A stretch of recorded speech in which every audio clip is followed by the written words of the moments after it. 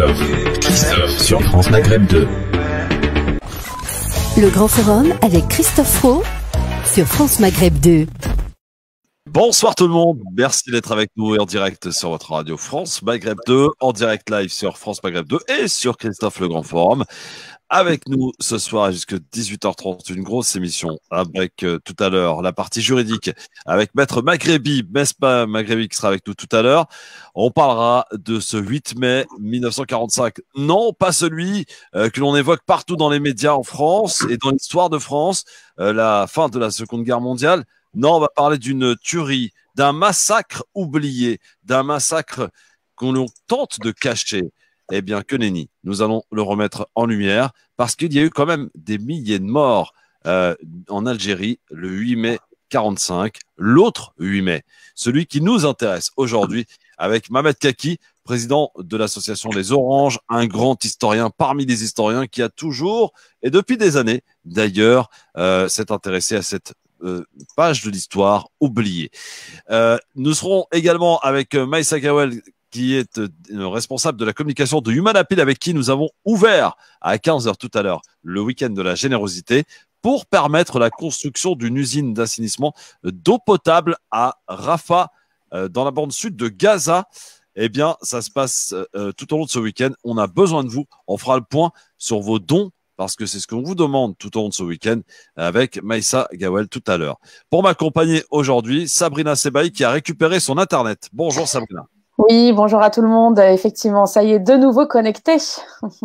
Pendant quelques jours, ce fut laborieux. Ah bah, tout le monde n'est pas encore connecté, hein. Il y a encore des gens qui n'ont pas récupéré Internet. Mais oui, après l'acte de vandalisme, effectivement, ça a été très compliqué pour 100 000 foyers, je crois, environ. Ah oui, quand même. Bon. Ouais. Razik, Métiche, du côté de Bobigny, dans le 9-3. Comment ça va, mon Razik? Ben, très bien, hein, très bien. Comme un jour 53 de confinement, on commence à voir le bout. Espérons que ça... Ah, J-2. Et on sera déconfiné. Oh, pas pour nous. Pas pour non, nous, moi non plus, mais bon. Mais bon, pour le reste de la France, ça fera toujours plaisir, déjà au moins qu'on sorte un peu de ce cadre-là. C'est ça. Et c'est marrant, pour la petite histoire, moi j'ai ma tante qui habite à Ivry qui m'a appelé il y a 2 jours en panique en me disant mais j'ai plus Internet, j'ai plus la télé à la maison, qu'est-ce qui se passe? Et j'ai découvert que le soir, l'origine de la panne. D'accord. Razik, c'est un sujet qui te parle, ça, hein, le 8 mai 45 en Algérie. Je sais que c'est un sujet qui est pour toi. Et puis, on va saluer notre ami Philippe Boyaki. Alors, il faut savoir que notre ami Philippe Boyaki, dans sa ville Orly, tous les 8 mai, il organisait des trucs, non? Non, pas tous les 8 mai, parce que pour être complètement honnête, on l'avait demandé il y a 2 ans. Ouais. Mais du coup, on l'a organisé grâce à Sabrina, puisque Sabrina l'organisait avec le cercle franco-algérien, c'est ça, hein, de mémoire, le cercle franco-algérien. Et donc, zut, il y a Air Algérie qui arrive à Orly. Personne n'y a pensé avant. Donc, ça avait commencé avec le 17 octobre 1961. Ah oui, pardon, je comprends avec le 17 octobre. C'est le collectif du 17 octobre 61 qui a, en vérité, le collectif s'appelle le collectif Orly Devoir de mémoire.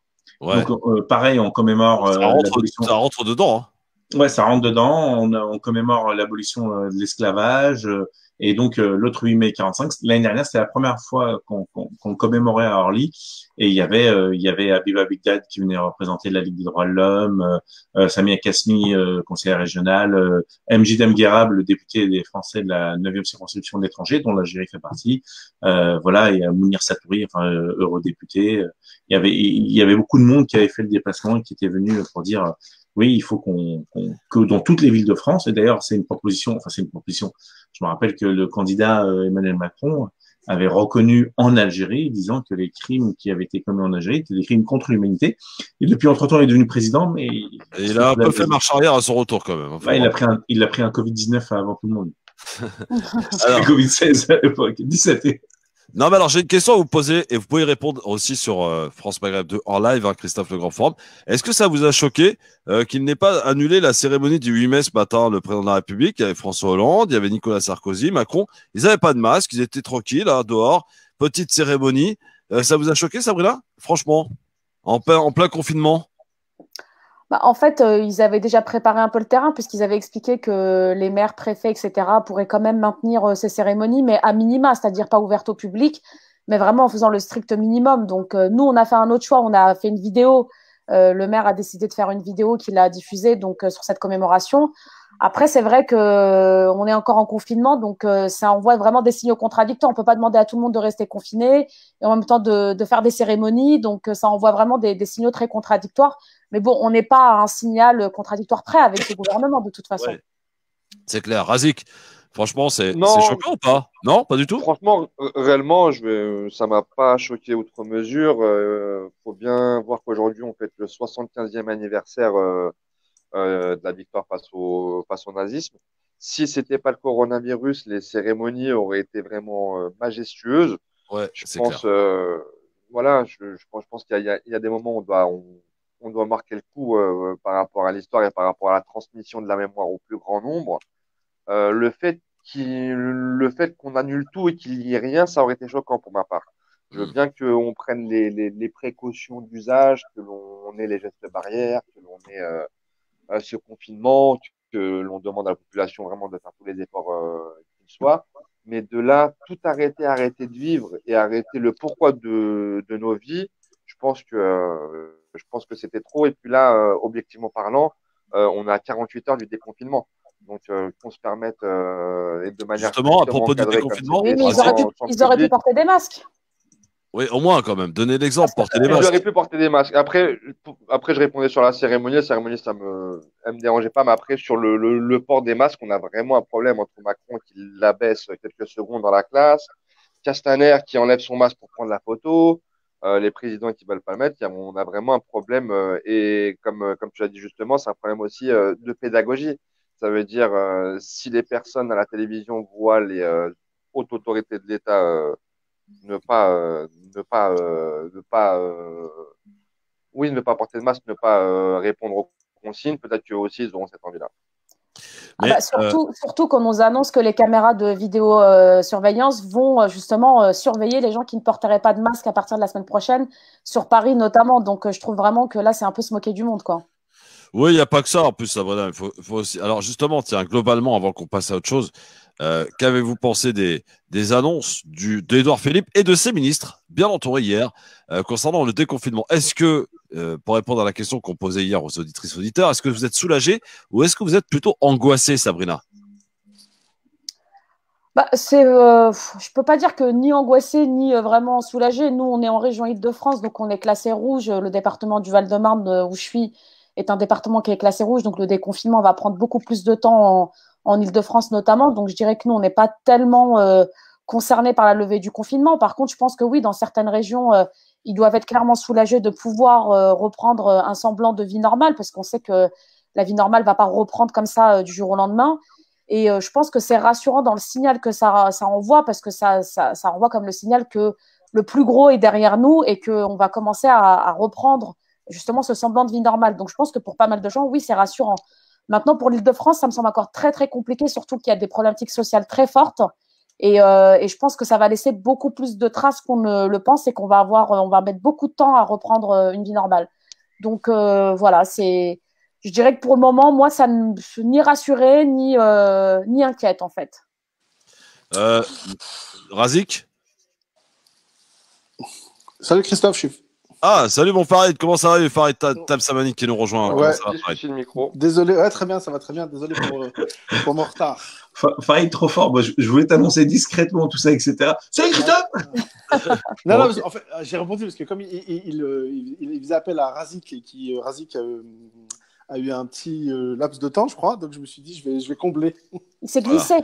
Exactement. C'est comme ça. Salut à tous en tout cas. Désolé pour salut à toi, mon ami Farid. J'espère que tu vas bien. Alhamdoulilah. Alors, justement, je demandais, avant qu'on passe au zapping, qu'avez-vous pensé hier des annonces du Premier ministre et de ses ministres? Est-ce que le plan de déconfinement proposé par le Premier ministre hier, on sent que c'est lui qui est en train de reprendre la main? Enfin, je veux dire, on se demande qui est le chef d'État en ce moment. Est-ce que c'est Macron ou est-ce que Philippe? Quoi qu'il en soit, est-ce que ça te rassure ou ça t'angoisse? Ni l'un ni l'autre, hein. Tu sais, il fallait bien déconfiner à un moment donné. On voit bien que Philippe est un peu plus technocratique dans le sens où il a pris les choses en main d'un point de vue purement techno. Il essaye de se rattraper avec toutes les bourdes qu'il a pu gérer depuis le début de cette crise. Et puis surtout, on sent très bien que Philippe, il prépare l'avenir. Tu vois, je vais faire un peu de politique gratuite, mais on sent très bien que ses jours sont comptés maintenant et que effectivement, il faut qu'il sorte sur une bonne note. Tu sais, Sabrina l'a dit, on va pas forcément revenir à une vie normale très rapidement. Et moi, j'ai des gros doutes sur l'après-crise et notamment l'après-été, la rentrée de septembre. La rentrée sociale. La rentrée sociale, elle risque d'être violente. Et j'ai l'impression que Édouard Philippe est un peu plus conscient de ça que de Macron. Et qui veut se barrer avant, c'est ça? Mais surtout, tu sais qu'on peut pas s'en prendre juridiquement au président de la République. Par contre, on peut s'en prendre juridiquement au Premier ministre. Et à mon avis, ça doit faire mal en ce moment. On sent en tout cas, pas grand-chose à reprocher à Édouard Philippe, pour être très honnête avec vous. Il fait le taf. Mais c'est fusible. C'est le fusible. En même temps, il faut voter un texte au Sénat pour qu'on puisse pas les attaquer en justice sur la manière dont on gère ça a été rejeté. Oui, mais il y a une tentative, oui. Alors ça c'est du coup ça c'est pas l'initiative d'Édouard Philippe, c'est quand même l'initiative des sénateurs LR au Sénat. De droite, exactement, si j'ai pas de bêtises, qui par contre contrairement à ce que les gens peuvent imaginer, ne concerne pas, si vous voulez, la gestion de la crise, mais l'après-gestion de la crise. C'est deux choses différentes. Parce que les élus, les grands élus LR ou pas LR, eux, ils sont sur leur commune, si tu veux. Et donc, du coup, eux, ils disent, voilà, en clair, vous avez merdé depuis le début, mais nous, on ne veut pas gérer les catastrophes pour vous. C'est pour ça qu'il y a eu cet amendement, qui n'est pas passé, c'est vrai. Mais de toute manière, pour revenir à Édouard Philippe, je ne suis pas d'accord avec ce que dit Christophe. Édouard Philippe, il est chef du gouvernement, chef de l'exécutif. Oui. Et je suis désolé, tous les projets de loi qu'ils ont fait passer, tant à l'Assemblée nationale que l'action de tous les ministres de l'Intérieur, ministre de la Santé, porte-parole du gouvernement, c'est sa responsabilité. Alors, d'accord. Oui, mais c'est à la demande de qui, Farid? C'est pas le Premier ministre qui invente des choses. Il est là pour mettre en pratique ce que le président souhaite mettre sur la table. Tu sais, il y a une question de responsabilité. Lorsqu'on n'est pas d'accord, lorsqu'on estime que ça ne va pas dans le bon sens, il faut tout simplement le dire. Et politiquement, il faut en assumer les conséquences. Tu sais que ça ne se fait pas comme ça, Farid. Je sais bien comme moi. Je sais bien que ce n'est pas si facile que ça. Mais moi, je pense qu'il a quand même une responsabilité dans la gestion de la crise. Les masques, c'est un scandale extraordinaire dans notre pays. Je pense qu'on n'en a pas fini d'en entendre parler. Comment on appelle ça, les respirateurs notamment, plein de choses comme ça. Les tests, c'est quand même. Pourquoi? Alors, on en parle toujours, mais pourquoi les Allemands, en fait, s'en tirent beaucoup mieux que nous? C'est uniquement une question de test. C'est aussi simple que ça. C'est ça. Et moi, me dire que, en fait, moi, ce que je n'aime pas, c'est l'hypocrisie, si vous voulez. Et quand on fait de la politique, en fait, à un moment donné, il faut assumer ses responsabilités. Nous avons merdé, nous n'avons pas suffisamment de tests, donc nous n'allons pas pouvoir les faire maintenant. Au lieu de ça, ils font quoi? Au lieu de ça, ils nous disent non, c'est pas nécessaire, etc., etc. Et ça, c'est du mensonge. Bien sûr que Macron a sa grande responsabilité, mais pour moi, Édouard Philippe également. Razik, ton avis là-dessus, sur ce déconfinement qui nous est proposé? Je vais abonder en partie dans le même sens. Sur la sortie de crise, sur le déconfinement, on voit bien qu'il y a une tentative de reprise en main par l'exécutif et dans le duo de l'exécutif par le Premier ministre. Déjà, par rapport aux autres démocraties occidentales, on est quand même le seul pays, la seule démocratie qui a à sa tête, dans la tête de l'exécutif, un duo qui peut se transformer de temps à autre en dualité. Aujourd'hui, on sent qu'il y a une véritable dualité dans le duo entre Édouard Philippe et Emmanuel Macron, et où justement Édouard Philippe essaie de reprendre quelque peu, pas l'initiative parce qu'il n'en a pas les pouvoirs, mais surtout vraiment la sortie du déconfinement et la théorie de la sortie du déconfinement. La communication surtout. La communication, absolument. En fait, c'est ce que complètement Razik, excuse-moi de te couper. En fait, Édouard Philippe ne veut pas, il sait que ses jours sont comptés. Il sait qu'il va devoir partir du gouvernement, crise ou pas crise. La difficulté, c'est qu'il lui veut laisser la bonne image, ou en tout cas une image moins affaiblie que celle du président. C'est uniquement ça, leur stratégie. Farid, il a Bien une sûr, élection il municipale essaie à gagner. Pardon? Il a une élection municipale à gagner. Surtout. Je suis même Ouais. pas certain je suis même pas certain qu'il Ouais, se ça va être représente. très compliqué. Juste pour Non. terminer, concernant cette reprise d'initiative, je pense que il essaie d'avoir une sortie par le haut, mais au-delà même de cela, c'est qu'il est en train de rééquilibrer la distribution des rôles telle qu'elle était voulue par Emmanuel Macron. On avait un président qui se définissait comme jupitérien, qui était au départ à l'initiative de toute chose, le maître des horloges, tel qu'il se définissait lui-même. Aujourd'hui, plus rien de cela n'a de cours et n'a de prise dans la réalité de la Ve République macronienne. La deuxième chose, je pense qu'on est en train d'assister à, euh, à une démonstration par l'absurde que la Ve République ne tient plus. C'est-à-dire que tout ce qui avait été pensé en 1958 par le général de Gaulle, c'est-à-dire affirmer un exécutif très fort, mettre au pas le législatif et affirmer une dualité, un duo au sein de l'exécutif avec un Premier ministre qui est normalement chef de la majorité parlementaire et un président qui préside. Aujourd'hui, on se rend compte que tout ça ne tient plus, que ce soit par l'inversion du calendrier qui a fait qu'aujourd'hui l'élection législative est passée avant la présidentielle et par le quinquennat. Aujourd'hui, on a dénaturé la Ve République et in fine, en bout de course, on a ce triste spectacle à laquelle on assiste. On a deux figures dans l'exécutif et on ne sait pas très bien qui fait quoi. Et c'est fondamental d'une démocratie de définir qui fait quoi. Et on a un Parlement qui est plus une chambre d'enregistrement qu'autre chose. Je pense que la crise a révélé tout ça aux yeux des Français, que la Ve République vit ces dernières heures, ces dernières années, à mon humble avis. Bon, allez, on se fait une petite pub. On est de retour très vite sur France Maghreb 2. C'est Grand Forum. On reste en live sur France Maghreb 2, évidemment Facebook et Christophe Le Grand Forum. À tout de suite, les amis. Le Grand Forum avec Christophe Fro sur France Maghreb 2. Alors moi, il y a quand même quelque chose qui m'interpelle. Bon, aujourd'hui, j'avoue être assez perdu, Farid, Sabrina et Razik, parce que entre ceux qui nous disaient qu'il fallait faire extrêmement attention, que c'était dangereux, le coronavirus, etc. Entre ceux qui nous disaient ne vous inquiétez pas, c'est qu'une petite grippette, il suffit de se protéger et tout ira bien. Aujourd'hui, on est en train de nous dire quoi? Quelques professeurs qui nous disent que d'ici 15 jours, il n'y aura plus aucun mort du coronavirus en France. Il aura mystérieusement disparu. Ce qui, d'ailleurs, donnerait raison à un certain professeur Raoult. Bien sûr. Je précise que lui, il l'avait dit. D'ici 15 jours, 3 semaines, terminé, on n'en parlera plus du Covid-19. Et alors que certains nous disent non, attention, il ne faut pas relâcher. La deuxième vague risque d'être encore plus terrible. Je pense que là on ne sait plus, en fait. Farid, moi, je ne sais pas ce que tu en penses. Je suis perdu. Alors, moi, je fais toujours confiance aux gens dont c'est le métier. Oui, mais même entre scientifiques, pardon, ouais, il y a un vrai débat. Ils se contredisent. Il y a un vrai débat. Il y a vraiment. Pas tant que ça. Ah bah si, quand même, entre ceux qui nous disent qu'il n'y aura plus rien et ceux qui nous disent attention, la deuxième vague risque d'être violente, ce sont là les scientifiques. C'est pas moi, c'est pas toi. Tout à fait, c'est pas moi complètement. Je pense. Alors c'est à mon humble avis. Encore une fois, je suis absolument pas scientifique et donc il faut prendre ça vraiment. Personne ne l'est ici. Il faut prendre ça vraiment à la légère. Je pense qu'il n'y a pas de deuxième vague dans le sens scientifique du terme. C'est-à-dire, une deuxième vague, c'est quoi? C'est-à-dire que l'épidémie est arrivée à un pic, est redescendue et elle reviendrait.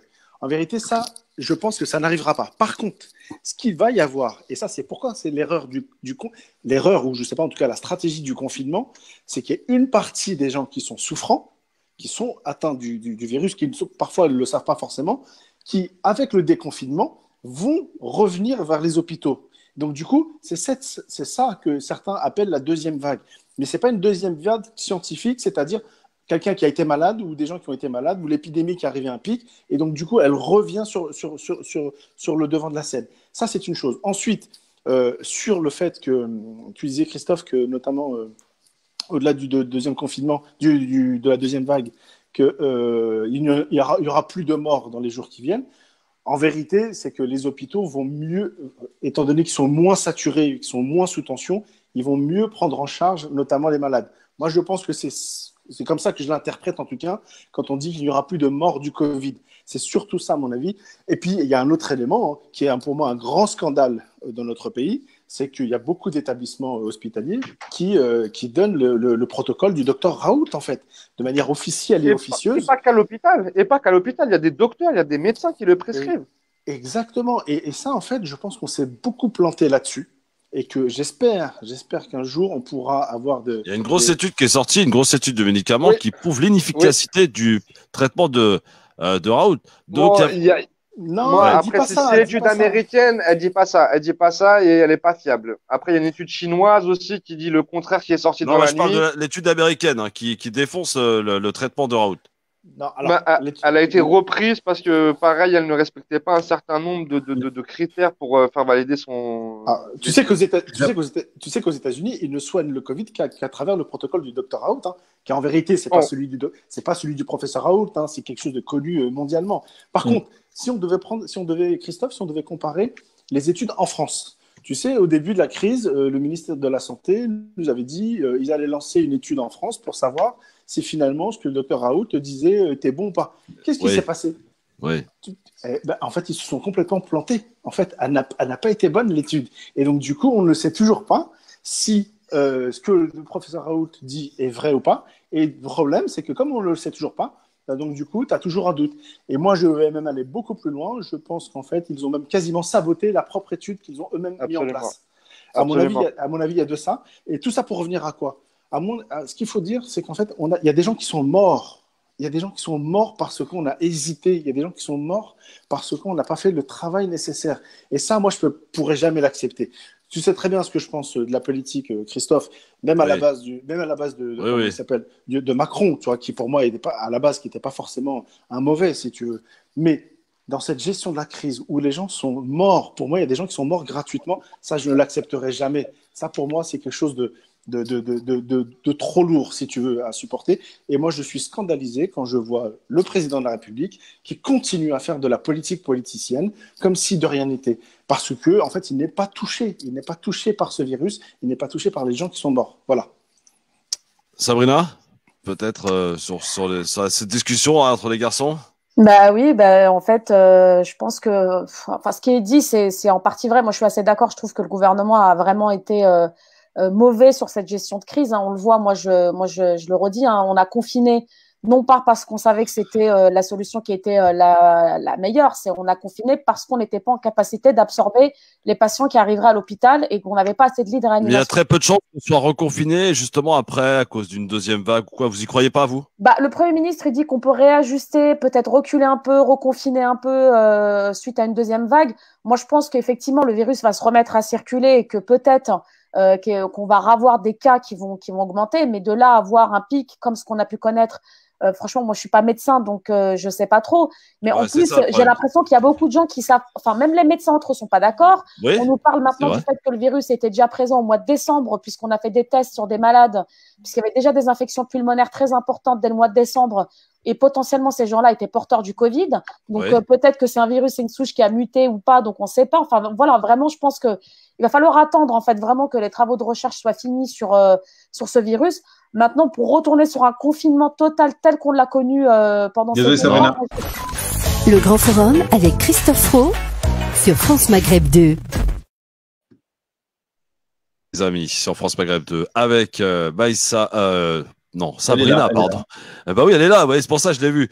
Sabrina Sebaï qui est avec nous, avec notre ami Farid Temsamani, avec Razik Metiche. On va parler de l'autre 8 mai. Le 8 mai 1945, en Algérie, un massacre oublié, avec un historien pour ce faire, pour en parler avec nous. Mohamed Kaki, la présidente des Oranges, qui sera avec nous dans un instant. Mais pour l'heure, je vous propose d'accueillir Maïssa Gawel, qui est avec nous, responsable communication chez Human Appeal. Rebonjour Maïssa, comment ça va ? Rebonjour à tous, ça va très bien et vous ?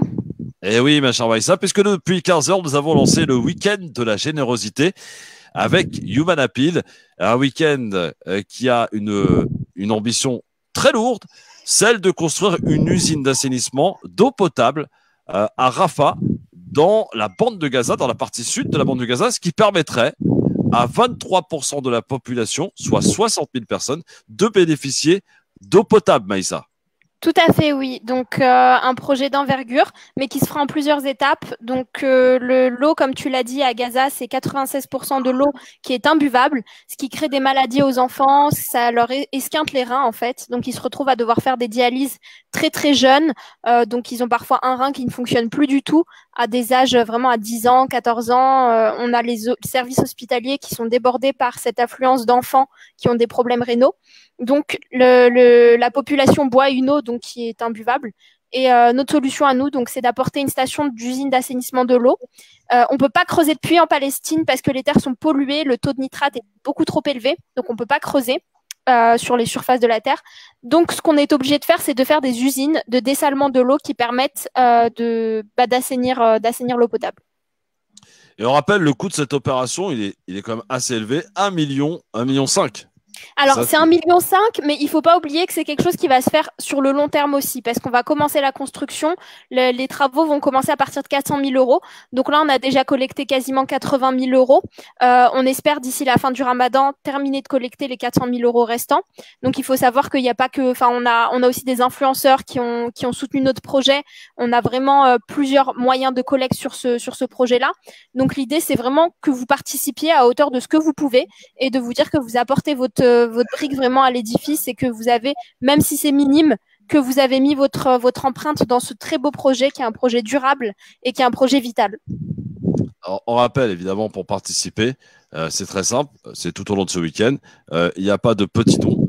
Allez-y, quel que soit votre don, pour participer généreusement, pour permettre justement à ce qu'on puisse arriver et aboutir à ce projet. Vous appelez la centrale téléphonique de Human Appeal, le 01 42 46 36 36, un numéro de téléphone à retenir et à composer tout au long du week-end, 01 42 46 36 36, et le site internet aussi, www.humanappeal.fr, HUMANA2PEAL.fr, dans l'onglet Allo Gaza, et évidemment, vous n'hésitez pas. Alors, est-ce que Maïssa, ça a bougé un petit peu? Est-ce que nos auditeurs sont partis timidement ou sont partis vraiment là Alors, sur une on bonne a la lancée? centrale d'appel. Donc là, on m'a dit que ça arrêtait pas d'appeler. On a même des appels manqués parce qu'on est les opératrices sont déjà en ligne. Voilà. Donc, on essaye de rappeler tous les appels manqués. Donc là, les gens prennent surtout des informations et ils veulent faire les dons surtout sur le site internet. Mais juste pour le rappeler, vous pouvez vraiment faire vos dons aussi au téléphone si vous le souhaitez. C'est parfaitement sécurisé. On garde pas vos numéros de carte bancaire. Donc tout est parfaitement dans les normes à notre centre d'appel. Pour le centre d'appel, tout le monde est au bureau. Il y a un manager qui surveille tout ça et vous avez aucun risque pour donner aussi au téléphone. Donc si vous voulez donner au téléphone, vous pouvez, mais vous pouvez aussi le faire sur le site internet. Il n'y a pas de souci. Alors, je ne sais pas si mes camarades ont envie de poser une question à Maïssa de Human Appeal, responsable communication, pour permettre, je rappelle, ce gros projet, messieurs, dames. Et on se dit souvent, dans cette émission d'ailleurs en particulier, on se dit souvent, que peut-on faire pour aider nos frères palestiniens? Bah là, concrètement, on a la possibilité d'agir. C'est de leur offrir de l'eau potable. Alors, rappelons que 96% de l'eau n'est pas potable dans la bande de Gaza, qui vit dans des situations et dans des conditions absolument dramatiques. Là, le projet d'Human Appeal, c'est pas la première fois, mais là, c'est une grosse usine à grande ampleur qu'il prévoit de construire du côté de Rafah, donc dans la bande de Gaza. Sabrina, Farid ou Razik, si vous voulez poser une question à Maïssa, n'hésitez pas. Christophe? Oui. Ouais. Alors, pour dire à nos auditeurs, et Nadia elle demande s'il y a une somme maximum. C'est le maximum de ce que tu peux donner et tous les dons sont les bienvenus. On vous met dans le commentaire chat deux liens, un pour aller directement sur la page Human Appeal, mais consacré à France Maghreb 2 et Christophe Le Grand Forum. Donc n'hésitez pas, on va montrer que sur France Maghreb 2 et Christophe Le Grand Forum, la générosité de nos auditeurs n'est pas une légende, est loin d'être avérée. Et puis vous avez la page Facebook de Human Appeal où vous pouvez voir ce qui a été réalisé, ce qui va être réalisé et les différentes vidéos de présentation du projet.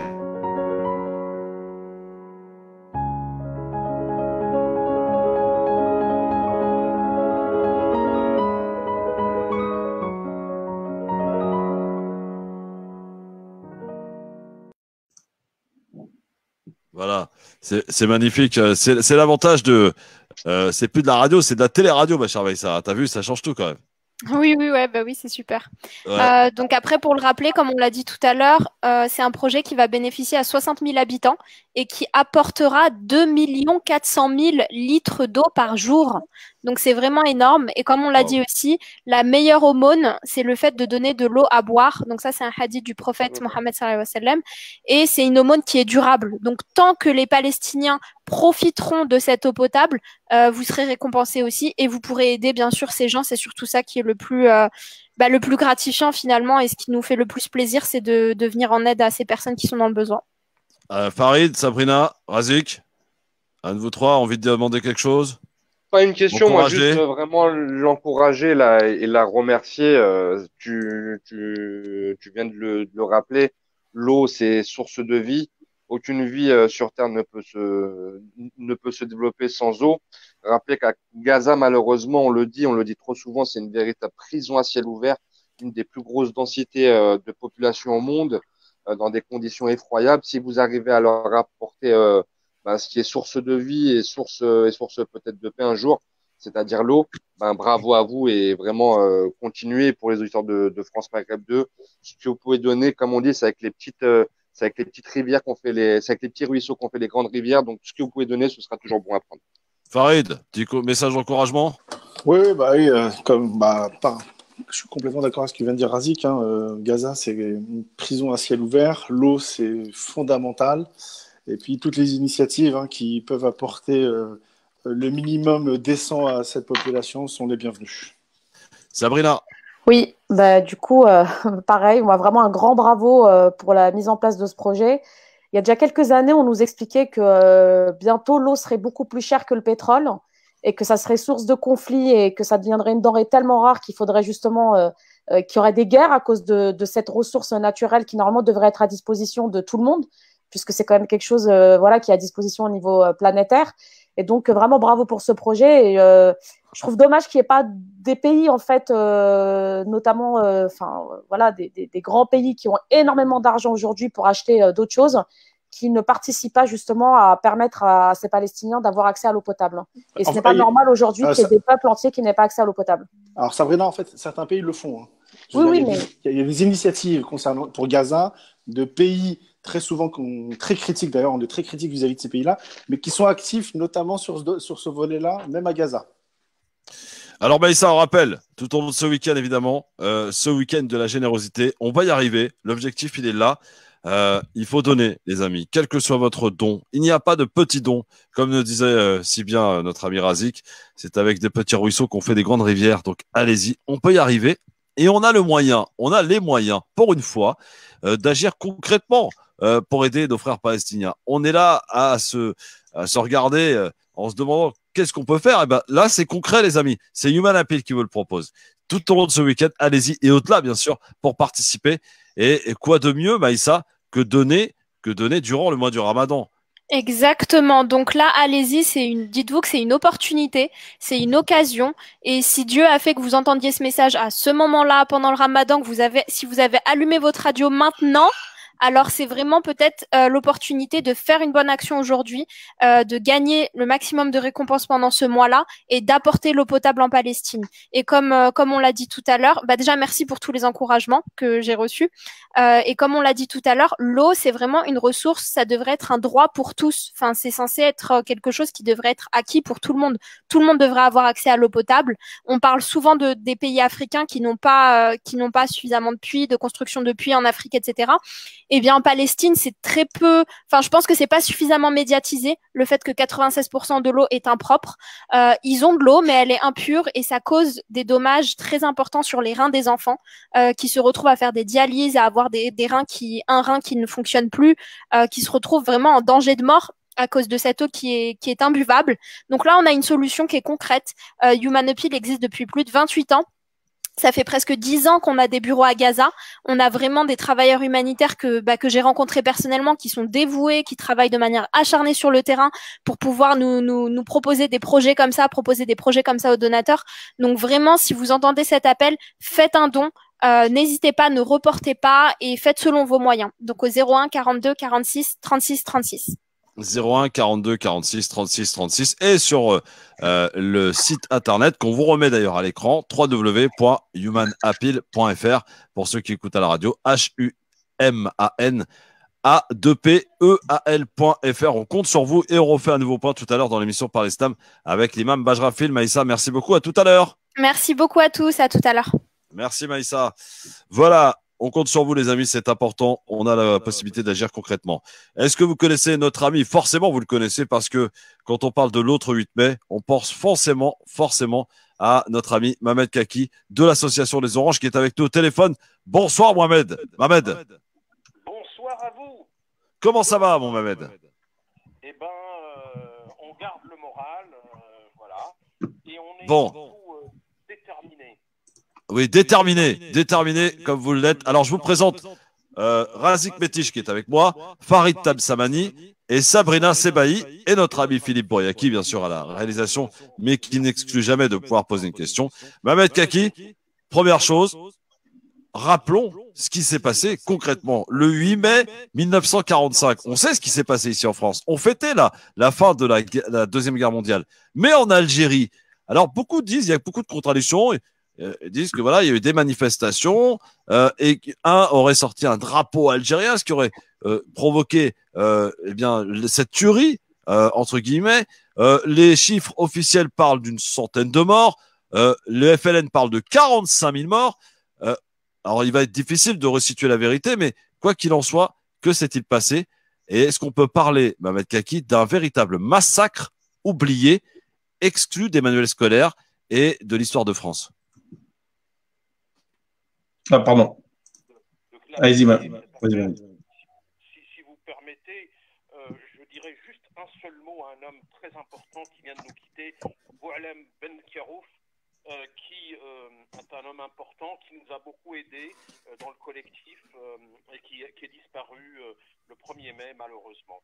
Donc c'est un hommage à notre ami aussi, Boualem Ben Kiarouf, de l'association 93 au cœur de la République. Alors, pour votre question, il y a une chose importante, c'est d'abord le contexte historique. On ne peut pas comprendre les choses si on ne recontextualise pas. D'abord, nous avons un gouvernement d'union nationale. Ça veut dire quoi?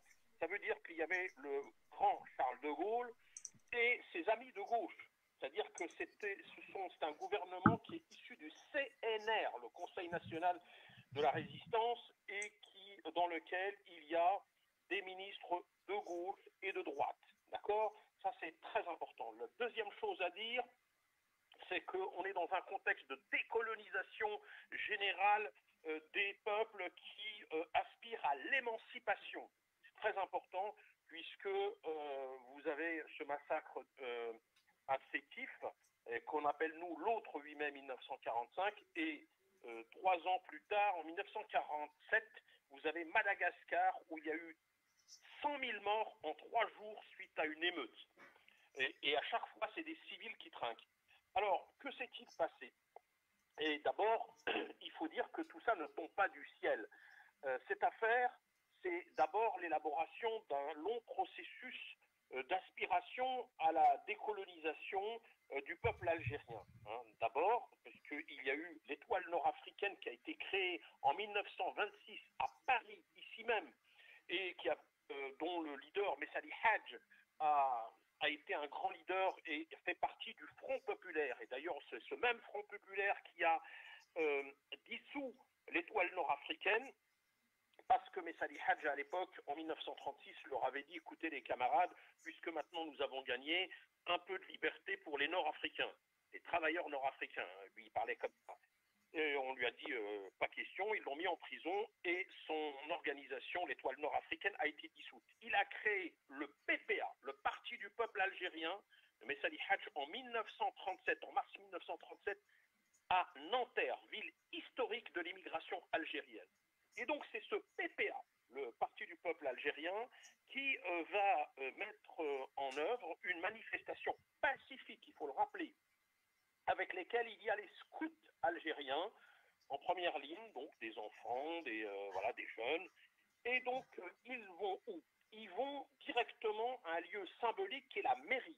À l'époque, ce sont les maires qui font la loi en Algérie. Les colons, qui sont les maires, ils font la pluie et le beau temps, comme on dit. Et donc, c'est là qu'on va voir la fraternité, l'égalité, comme on dit. Il y a ce rassemblement pacifique et le maire de Sétif sort de son balcon, demande qu'est-ce qui se passe. Ouais. Et donc, il y a un jeune scout qui s'appelle Saal Bouzid. Et donc, ce jeune homme, il a 15 ans, il brandit un drapeau, en effet. Et donc, les gendarmes vont aller le voir directement et à bout portant, ils vont l'assassiner. C'est là qu'il y a une émeute. Et c'est là que ça va débuter, Mohamed Kaki, c'est là que se débutera cette fameuse tuerie. Alors, justement, mais attendez, il y a une émeute importante. Il y a effectivement des Européens qui sont tués dans le cadre de cette émeute.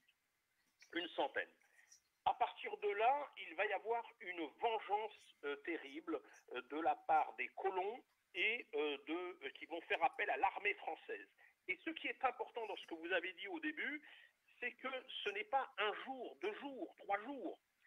Cette répression terrible, ce crime contre l'humanité, eh bien, il a démarré le 8 mai 1945 jusqu'au 30 septembre 1945, c'est-à-dire près de 5 mois où ils ont voulu exterminer psychiquement, symboliquement, toute velléité d'indépendance. L'idée principale, c'est que de la part des colons, c'est insupportable que ces indigènes, comme on les appelait, les FMA, les Français musulmans d'Algérie, ils n'avaient pas le nom d'Algérien. Il faut rappeler que c'était un département français. De France. Et que c'est pour ça que moi je dis toujours, je rappelle, ce n'est pas une histoire d'Algériens cette affaire.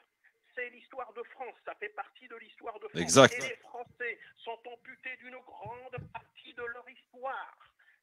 C'est très important de le rappeler parce que sinon... Alors, Mohamed Kaki, c'est très intéressant de vous écouter à chaque fois. Et merci d'être présent pour nous rappeler, parce qu'il ne faut pas oublier, on a aussi ce devoir de rappeler ce qui s'est passé en Algérie le 8 mai 45, qui a duré, comme vous le disiez il y a quelques instants, jusqu'au 30 septembre. Je m'adresse juste à ceux qui nous suivent sur Facebook. Je sais que le son téléphone est un petit peu faible, donc montez bien le son pour ne rien perdre, parce que c'est extrêmement important ce que nous dit Mohamed Kaki aujourd'hui. Je vais laisser la parole à Razik Métiche pour une question à notre ami Mohamed Kaki avec nous en direct sur France Maghreb 2. Razik. Alors, bonjour Mohamed, j'espère que tu vas bien. Pas une question, plus rebondir sur ce qui a été dit. Le cadre a été très bien placé. Juste resituer, l'armée française qui était sortie de 4 années de collaboration entre 1940 et 1944, l'État français qui avait pleinement collaboré avec le régime de Vichy, en mai 1945 venait à peine de récupérer sa marine. Le premier acte de la marine française nouvellement indépendante, nouvellement souveraine, a été de partir de Toulon, de se positionner en face de Sétif et de Guelma et de pilonner les côtes algériennes durant des jours durant. Aujourd'hui, moi, ce qui me chagrine, ce sont ces fourchettes de morts potentielles. On ne sait pas s'il y a eu entre 1000 et 45 000 morts. C'est totalement insoutenable. Aujourd'hui, à une époque où les historiens peuvent faire la lumière sur ces faits, il faudrait que peut-être l'armée et l'État français donnent toutes les billes, donnent toutes les archives pour que l'on puisse enfin pouvoir écrire l'histoire et l'écrire de manière dépassionnée et avoir pour référence, moi c'est toujours le référent que j'ai dans ma tête, c'est le couple franco-allemand. Les guerres qui ont été fratricides entre la France et l'Allemagne, à un moment, des historiens se sont retrouvés pour écrire la vérité historique et pour la transmettre au plus grand nombre. Est-ce qu'aujourd'hui, après 60 ans, après presque 70 ans de déchirement concernant l'histoire et la mémoire, est-ce qu'on ne pourrait pas créer des commissions ad hoc d'historiens pour enfin écrire la vérité, écrire aussi la vérité sur le 8 mai 45 en Algérie? Mohamed Kaki. Oui, alors écoutez, d'abord, ça fait 76 ans maintenant. Moi, j'ai une référence à vous donner, à vos auditeurs également.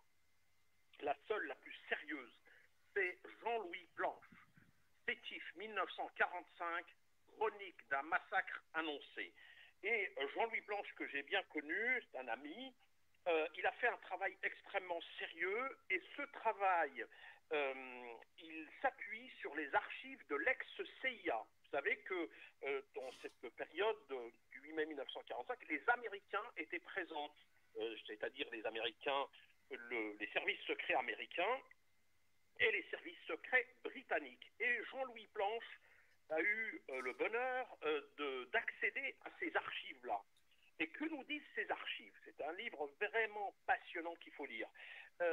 Ils disent simplement qu'ils ont évidemment filmé, ils ont vu plein de choses. Il y aurait eu entre 30 et 40 000 morts, parce que ça a duré 5 mois, comme je le disais tout à l'heure. Ce n'est pas un dérapage d'une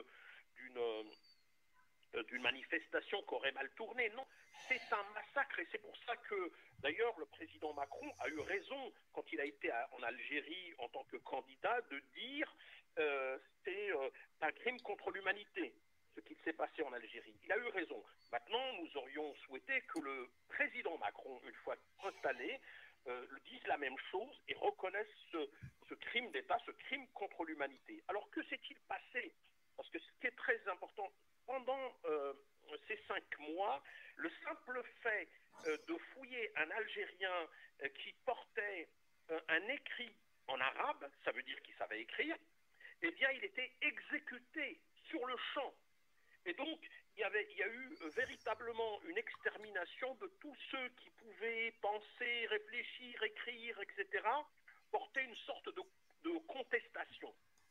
L'idée générale, et il ne faut pas jamais oublier les colons. Vous parliez tout à l'heure de la Palestine, je vous ai écouté attentivement à propos de l'eau, etc.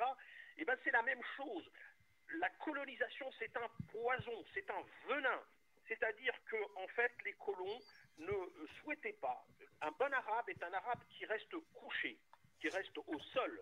Et donc, c'était un enjeu extrêmement important pour eux, à l'époque, c'est de voir qu'il y a des velléités d'indépendance. Et ça, c'est insupportable. Et d'où la violence, une violence inouïe qui s'est construite dans la durée. Mohamed, bouge pas, on est de retour juste après la pub. On reste en live sur Facebook, France Maghreb 2, Christophe Le Grand Forum. On se met un peu de pub côté radio. On est de retour très vite avec Mohamed Kaki avec nous sur France Maghreb 2 pour parler de l'autre 8 mai 1945 en Algérie. Le Grand Forum avec Christophe Roux sur France Maghreb 2. Alors, Mohamed, toujours avec nous. Merci, évidemment, d'être en direct et en live sur France Maghreb 2. Farid Tamsamani, peut-être une question pour notre ami Mohamed Kaki. Farid? Oui, je suis là. Voilà. Tu connais notre ami Mohamed Kaki? Tout à fait. Qui ne connaît pas Mohamed Kaki? C'est ça la bonne question. Qui ne le connaît pas? Voilà, c'est ça. Exactement. Mais il est passionnant. Moi, j'aimerais un jour que Mohamed, je sais que tu es comédien, je sais que tu es acteur, tu nous fasses quelque chose vraiment de très grand, d'énorme sur ce qui s'est passé. Une pièce de théâtre, je sais pas moi. Un truc, Mohamed. Tu nous le ferais vivre. On aurait envie de venir le voir et puis ça serait un moyen aussi de faire passer des messages d'histoire que d'utiliser l'art que peut être le théâtre. Tu y as pensé, Mohamed? Mohamed? Philippe, vous êtes remettre Mohamed en ligne? Voilà. Mohamed? Ah, il nous entend pas, je crois, parce qu'on est en pub à la radio, c'est ça? Ok, bah on récupère après. Donc, je fais ça. Ouais, on est en pub à la radio. Ouais, je crois qu'il nous entend pas parce qu'il y a la pub à la radio, donc il entend le retour de la pub. Voilà, tout simplement. On va le récupérer dans un instant, les amis. On est en live. Philippe, faisons un petit point sur nos auditeurs. Je sais qu'ils sont nombreux, ils nous saluent, ils réagissent. Ils sont vraiment au top, comme d'habitude. Oui, bien sûr. Beaucoup de témoignages. On n'oubliera pas l'histoire de nos ancêtres. Ma mère m'a raconté cette histoire. Attends, on arrive, on descend.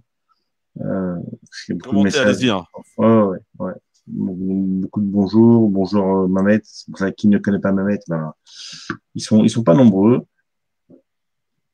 Sortir le drapeau est donc un cautionnement de ces menaces, intéressant comme présentation, puisqu'on rappelle que c'est à la suite d'un drapeau sorti nationaliste, drapeau de l'Algérie actuelle, que les forces de l'ordre ont ont eu l'ordre de tirer à balles réelles sur des civils. Il faut rappeler une chose quand même historique, Mamet, vous le dira sûrement tout à l'heure, que le général de Gaulle et que l'État libre français, enfin la résistance, avait promis à toutes celles et tous ceux qui, de l'autre côté, sur le continent africain, et pas que, puisqu'il y avait aussi des gens d'Indonésie, des gens du Pacifique, d'Indochine, qui sont venus. Et on oublie de dire qu'il y avait aussi des gens de Nouvelle-Calédonie, des Antilles, qui sont venus libérer la mère patrie. Et le général de Gaulle a dit, si vous vous battez pour la France, on vous donnera votre indépendance. Donc, le 8 mai, ça a été la liesse pour tout le monde, ici en France, comme dans tous les territoires et départements d'outre-mer. Et l'Algérie était un département. Donc, les gens sont descendus faire la liesse et dire, ben voilà, maintenant. Ça veut dire qu'on aurait pu éviter le sang pour obtenir l'indépendance. Si la parole donnée avait été respectée, bien évidemment. Le général avait été tenu. Bien sûr, sauf que il faut être honnête entre nous. Il y avait des propriétaires terriens pieds noirs. Il y a des ressources qui sont juste extraordinaires en Algérie et que personne ne voulait laisser l'uranium, le pétrole et le gaz. Tebboune qui en a fait une journée de mémoire. Il a fait une journée de mémoire du 8 mai, le nouveau président algérien, Abdelmajid Tebboune. Tout à fait. J'allais dire que l'histoire de la parole non tenue, c'est quelque chose de très ancien, puisque le début de la colonisation, c'était la fameuse histoire de l'éventail, quand on avait demandé le paiement de ce que la France devait à l'Algérie. C'est ça. Tu veux créer une nouvelle guerre, toi. Non, mais c'est pas le coronavirus qu'ils vont lâcher. Ils vont lâcher. En tout cas, le président Tebboune a été très violent. Il a parlé de toute de la guerre d'Algérie. En parlant de la guerre d'Algérie, il a parlé de la moitié de la population algérienne qui a été décimée par les colons. On parle de très dur. Même ça, moi, enfin, c'est la même chose. J'ai beaucoup de mal avec le chiffrage de ces événements. Une fourchette de 1 à 10, c'est pas soutenable. Qu'on nous dise la guerre d'Algérie a fait entre 200 000 et 2 millions de morts, c'était pas soutenable. Il faudrait qu'un jour, à un moment ou à un autre, on écrive la vérité. Ouais. Absolument. Il faudrait qu'il y ait un vrai travail d'historien, effectivement. Soyons honnêtes entre nous. Vous savez qu'il ne peut pas se faire. Vous savez pourquoi? S'il a été fait entre l'Allemagne et la France, comme l'a rappelé Razik tout à l'heure, moi je trouve qu'il y a vraiment. Oui, mais il a été en faveur de qui? Son travail. Non, mais Sabrina. Tu veux dire Sabrina, Sabrina, je voulais juste dire que l'histoire est écrite toujours par le vainqueur. Toujours. Jamais par le vaincu. Et qui dit qui a gagné la guerre d'Algérie, qui l'a perdu. C'est ça en fait. Qui l'a gagné je crois que la France l'a gagné du début jusqu'à la fin. Militairement, pas politiquement. Économiquement. Le but politique était l'indépendance et la souveraineté. L'Algérie a eu l'indépendance et la souveraineté. Ça se discute. On peut en parler. Ça se discute, mais c'est pas aussi. On peut en parler. L'indépendance, oui. Ça se discute. Quand tu vois que le gaz algérien est payé quasiment, je crois que c'est l'Algérie qui paye pour vendre son gaz, donc ça serait juste extraordinaire. Oui, on peut pas vraiment parler de souveraineté acquise quand même à l'issue de 62. Le problème, je vais jusqu'à la fin de mon propos, il ne peut pas y avoir de reconnaissance. Pour une fois, c'est moi. Pub. Allez. Le Grand Forum avec Christophe Roux sur France Maghreb 2. Merci d'être avec nous en direct sur votre radio France Maghreb 2. On est de retour en direct à la radio avec Mamet Kaki. T'es toujours là, Mamet? Bien sûr, attendez, on va juste mettre le son. Mamet. Il est là. Oui. Bon, il est là. alors. Mamet, par contre, il faut que tu parles un tout petit peu plus fort. Ouais, si tu peux parler fort, je sais que tu sais parler fort. Dis-moi, Mamet. Je sais que t'es vraiment un acteur dans l'âme. Il n'y a pas ce projet quand même de faire un énorme truc parce que d'utiliser, par exemple, je sais pas, le théâtre ou un art de ce type pour faire passer des messages de l'histoire, de ce qui s'est passé le 8 mai 45, ça pourrait être quand même un beau truc, Mamet. Tu y as pensé? Absolument, mon cher ami. C'est ce que nous avons d'ailleurs initié, tu le sais. En 2011, j'ai joué une pièce de théâtre qui s'appelle La pomme et le couteau, qui raconte l'histoire du 17 octobre 1961, le massacre à Paris. Et c'est une pièce inédite que j'ai eu le bonheur de monter avec le regretté Adel Hakim, le directeur du théâtre d'Ivry. Et donc ça a été un grand bonheur. Et tu as raison, parce que il y a des gens qui ne sont pas portés sur la lecture, il y a des gens qui dont l'histoire rebute, etc., etc. Et donc le savoir passe par plusieurs canaux, pas seulement par la lecture, par effectivement les émotions. Et la pièce de théâtre qu'on a montée, qui s'appelle La pomme et le couteau, qui a été écrite par Aziz Chouaki, a été formidable. Une bonne réception dans les quartiers populaires partout, y compris chez les Français qui ne connaissent pas l'histoire. Et c'est vrai que ça donne envie, ce qui est important. Moi, je n'aime pas le mot devoir de mémoire. Ça m'énerve. Moi, j'aime bien désir de mémoire. Parce qu'en fait, c'est un désir. On a envie de faire des choses, on les fait, point à la ligne. Et donc, ça, c'est extrêmement important. Et pour dire simplement que l'histoire, les faits historiques sont établis. Il y a des historiens sérieux qui ont travaillé là-dessus. Je vous citais Jean-Louis Planche, je vous conseille vraiment la lecture de son livre. Simplement, aujourd'hui, c'est une histoire politique. Le problème, c'est une question de rapport de force politique. Pourquoi Emmanuel Macron n'a pas réitéré ce qu'il a dit à Alger en tant que président? Parce qu'il y a des lobbies OAS, parce qu'il y a des lobbies dans l'extrême droite, et même dans la droite, il y a une partie importante qui refuse cette reconnaissance. Et donc, moi, ce que je lui dis comme message, s'il vous écoute ce soir, M. Macron, c'est qu'il... On sait jamais. Comme l'a fait, on ne sait jamais, M. Macron, il faut du courage. Une fois que c'est fait, on ne peut plus revenir en arrière, comme pour la peine de mort. La peine de mort, tout le monde était contre. Une fois que ça a été fait, aujourd'hui, personne n'envisage de revenir dessus. Ou alors il serait marginalisé, ridiculisé. Je veux dire, ce serait un gros bouffon, le type qui dirait je suis pour la peine de mort. Mais non, tous les Français aujourd'hui ont acquis l'idée que la peine de mort, c'est périmé. Donc voilà, c'est pareil pour cette histoire de reconnaissance. C'est d'abord une affaire politique, c'est un combat politique. Et d'ailleurs, je citerai notre grand sociologue Abdelmalek Sayad qui disait cette phrase merveilleuse: exister, c'est exister politiquement. C'est pourquoi le combat des Français héritiers de l'immigration coloniale, avec l'association Les Oranges, que nous menons ce combat acharné et dans la durée, parce que ce qui est important, c'est pas seulement de militer 3 jours. Vous comprenez bien que ça fait 40 ans qu'on est sur le charbon, parce que c'est une affaire qui se fait dans la durée. Moi, je suis très heureux aujourd'hui de voir que des jeunes de 20 ans, etc., ont une envie de connaissance de l'histoire, etc., et qu'on puisse transmettre ça par quoi? Par justement ce que tu viens de dire, par le théâtre, mais aussi par des inaugurations symboliques. Savez-vous que nous avons fait 2 choses importantes? Par exemple, dans la ville de Nanterre, un boulevard du 17 octobre 1961, que l'association Les Oranges a vraiment mis toutes ses forces pour qu'il puisse avoir lieu. Donc on a mis quand même 20 ans de travail. Et puis la rue Abdelmalek Sayad. Donc si vous voulez, c'est possible dans l'espace public. L'histoire s'écrit dans l'espace public. Mamet Kaki, avec nous sur France Maghreb 2. Les Oranges, on peut les retrouver évidemment sur les réseaux sociaux pour voir un petit peu suivre l'actualité. Très vite, Farid et Sabrina, pour une question ou une remarque, ou je sais pas, une petite interrogation à notre ami Mamet Kaki, pardon. Farid Tamsamani, micro ouvert. Donc Sabrina alors, puisque Farid, t'es où? Vas-y, reprends. Sabrina Semaï. Du coup, bien sûr que tu as posé la question tout à l'heure, je pense que tout le monde connaît Mamet Kaki, donc moi je le remercie vraiment pour tout le travail qu'il a fait. Nous, on s'en est beaucoup inspiré, notamment le vœu qu'il avait fait porter sur la reconnaissance des massacres du mai 45, avec justement la mise en place de cette commémoration de l'autre 8 mai 45 sur nos villes. Donc nous, on y a énormément travaillé.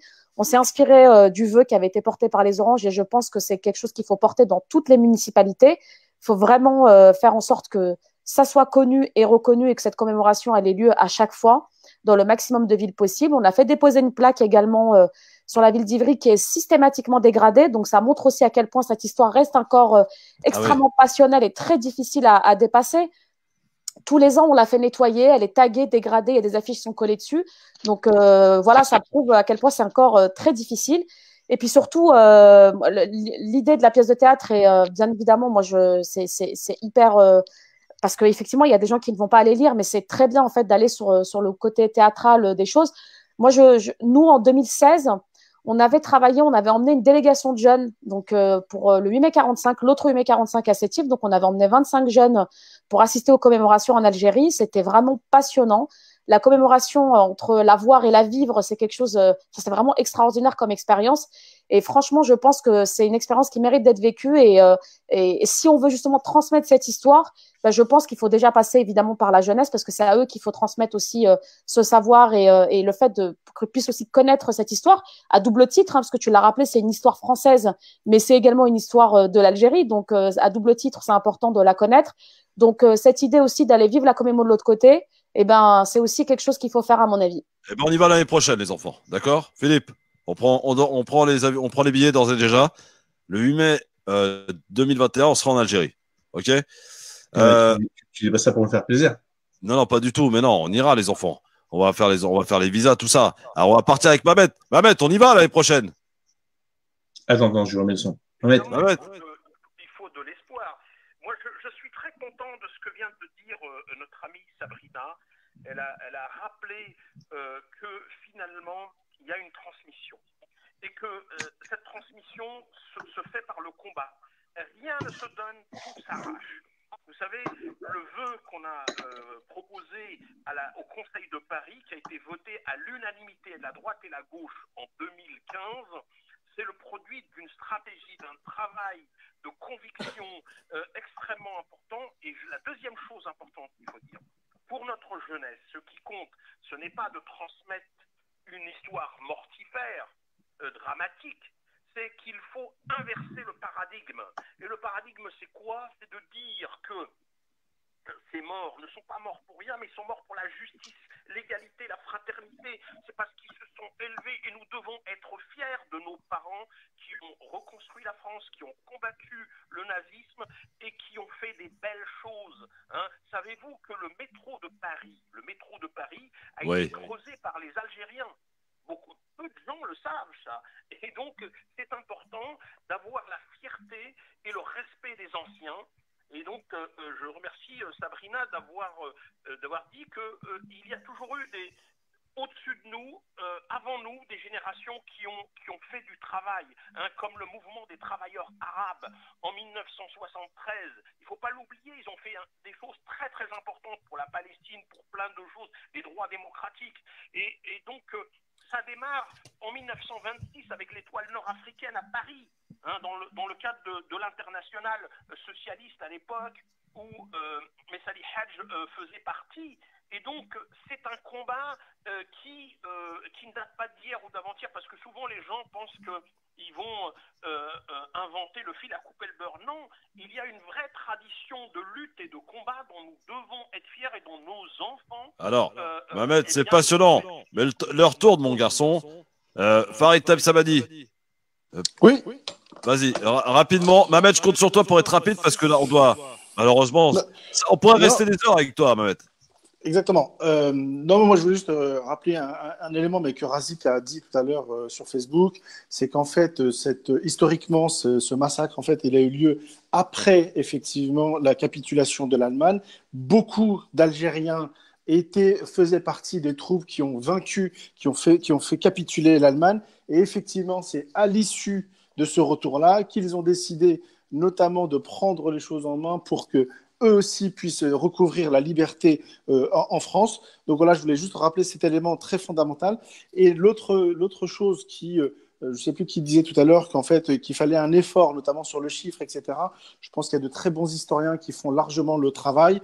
La difficulté, c'est que la notion de la mémoire est toujours exploitée politiquement, que ce soit en France, effectivement, comme ça a été dit, notamment par une partie des descendants et des membres de l'OAS. Il faut avoir l'honnêteté de le dire également, qui sont très souvent montés à droite, et également politiquement exploités par le FLN, qui a été construit à partir de ces massacres-là en Algérie. Parce que toute l'histoire algérienne, et malheureusement, tout à l'heure, Philippe disait qu'il y avait un vainqueur et un vaincu. Le grand vainqueur, c'est l'indépendance de l'Algérie, il faut quand même le dire. La difficulté, c'est que toute l'histoire contemporaine de l'Algérie, étatique, en fait, est construite justement sur cette notion-là. Et donc, du coup, on n'a pas forcément toujours les bons interlocuteurs. Et les historiens qui font un travail extraordinaire, même en Algérie, très souvent se retrouvent confrontés à parfois également de la manipulation, que ce soit en France et en Algérie. Je terminerai là-dessus. Je voulais juste rappeler une chose, parce que Mohamed Kaki faisait référence notamment à l'international socialiste. Ce qu'il faut quand même rappeler aux auditeurs, c'est que la notion de colonisation, que ce soit en Algérie et bien au-delà, est une histoire de la gauche française. Il faut toujours rappeler ça, que bien sûr la gauche républicaine, parce que Mohamed Kaki va probablement faire la distinction dans les gauches françaises, mais la colonisation, que ce soit Jules Ferry, que ce soit Mendes France, que ce soit Gambetta, ce sont des acteurs politiques de la gauche française. Il ne faut jamais oublier ça, parce que très souvent, on se fait manipuler sur nos terrains, sur ces questions mémorielles, alors que historiquement, c'est la gauche républicaine française qui l'a initié. Un petit mot là-dessus, Mohamed Kaki, pour finir. Oui, je suis totalement d'accord. Ils étaient tous mouillés gauche-droite. D'ailleurs, les pouvoirs spéciaux 1956 qui ont été votés à l'Assemblée nationale, c'est d'ailleurs par la gauche et la droite. Et toute l'histoire de France. Et les communistes compris. Mais tout le monde, j'ai dit gauche-droite, c'est tout le monde. Donc là-dessus, si on veut faire de l'histoire, il faut être honnête et il faut prendre du recul par rapport à ça. Je crois que la chose la plus importante aujourd'hui, c'est qu'il faut dépasser justement ce gauche-droite et il nous faut nous-mêmes, il faut qu'on arrête de pleurer sur notre sort et être nous-mêmes offensifs, c'est-à-dire construire et faire de l'en commun entre nous, comme dirait notre ami Mouloud Aounit, avec lequel j'ai passé des soirées à parler de cette notion de en commun, c'est-à-dire créer des choses entre nous il y a une vingtaine d'années. Et c'est dans ce cadre-là, on ne peut compter que sur nous-mêmes déjà. Hein, et ensuite, il faut effectivement avoir des alliés, de la stratégie, etc. Et comme disait Émile Durkheim, l'inventeur de la sociologie française, il n'y a de société que d'intérêts.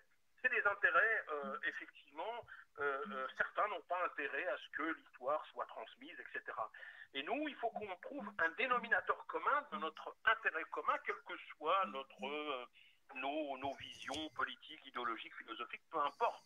Ce qui est important, c'est qu'on puisse se retrouver collectivement. Et donc, ça se fait avec un travail intelligent de différentes manières.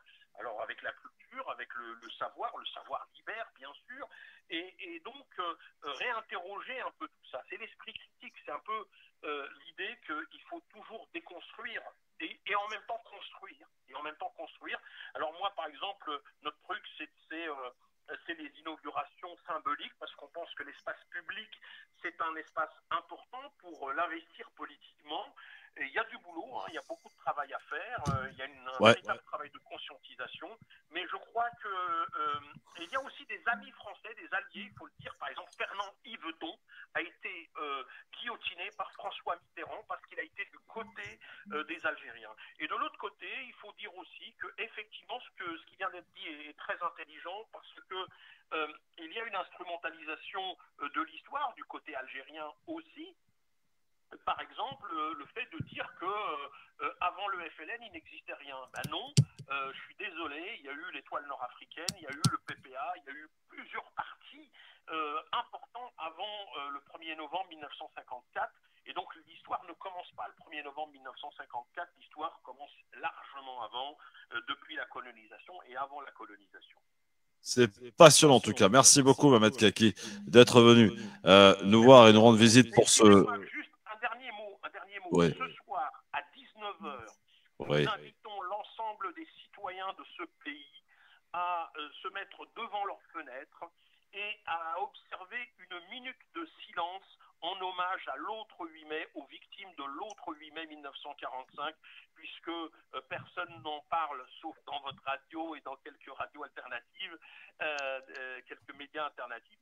Mais globalement, les autorités n'en ont pas parlé. On demande à ce qu'il y ait observé une minute de silence devant sa fenêtre. Mamet, si je peux me permettre, moi j'y serai avec mes enfants, mais je ne vais pas faire une minute de silence, je vais faire une minute de bruit pour tous ceux qui sont disparus. Oui, chacun. L'un n'empêche pas l'autre. On peut à la fois brandir, je ne sais pas, nous on a proposé de faire une espèce de pancarte en disant n'oublions pas les victimes de l'autre 8 mai et puis dire quelque quelques mots, et puis par ailleurs, observer une minute de silence.